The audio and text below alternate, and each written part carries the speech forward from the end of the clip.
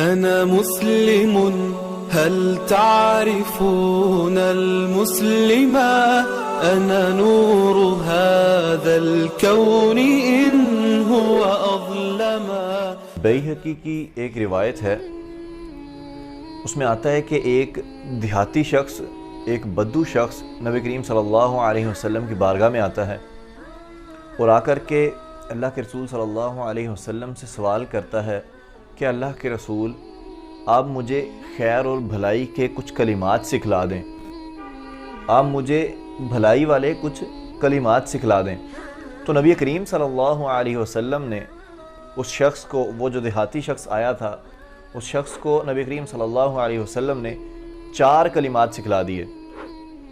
وہ 4 کلمات کون سے؟ سبحان اللہ، الحمدللہ، لا الہ الا اللہ، اللہ اکبر.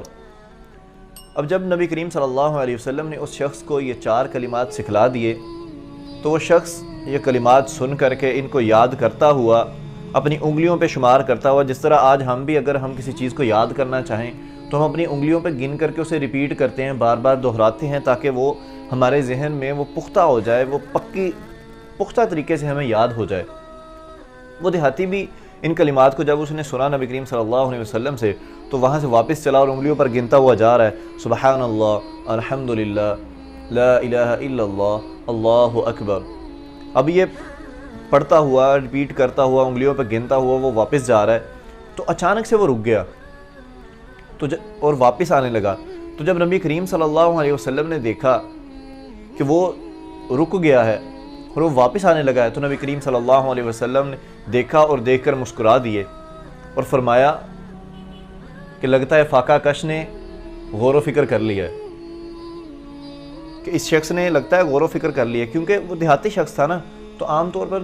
جو دیہاتی شخص ہوتے ہیں وہ زیادہ غور و فکر نہیں کرتے، وہ بالکل سادہ لوگ ہوتے ہیں، وہ زیادہ چیزوں کی ڈیپتھ میں، اس کی گہرائی میں نہیں جاتے، وہ زیادہ غور و فکر نہیں کرتے. تو نبی کریم صلی اللہ علیہ وسلم مسکرا دیے اور فرمایا کہ لگتا ہے فاقہ کش نے غور و فکر کر لیا ہے. مطلب کہ اب وہ آ کے اس کے بارے میں سوال بھی کرے گا، اس کے ذہن میں کوئی سوال پیدا ہو چکا ہے.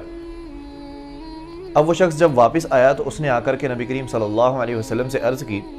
کہ اللہ کے رسول، یہ جو 4 کلمات آپ نے مجھے سکھلائے ہیں، یہ چاروں کلمات تو اللہ کے لیے ہیں، کہ جب میں کہتا ہوں سبحان اللہ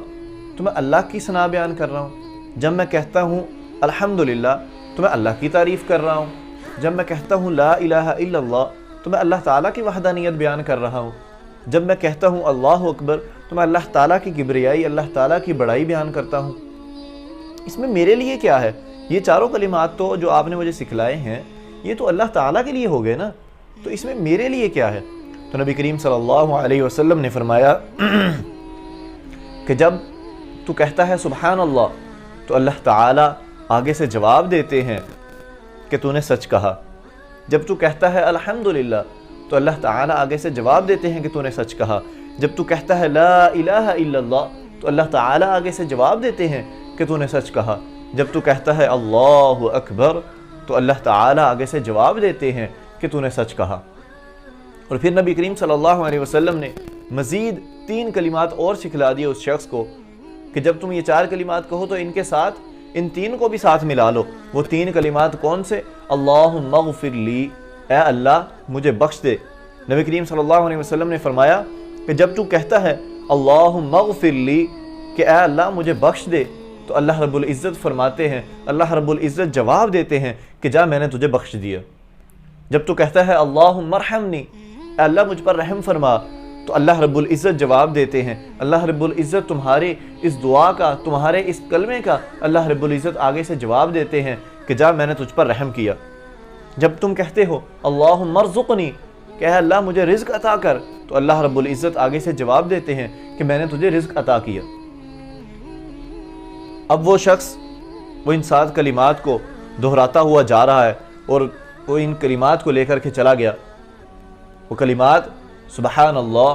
الحمدللہ، لا الہ الا اللہ، اللہ اکبر، اللہم اغفر لی، اللہم ارحمنی، اللہم ارزقنی. ابھی ان 7 کلمات کا،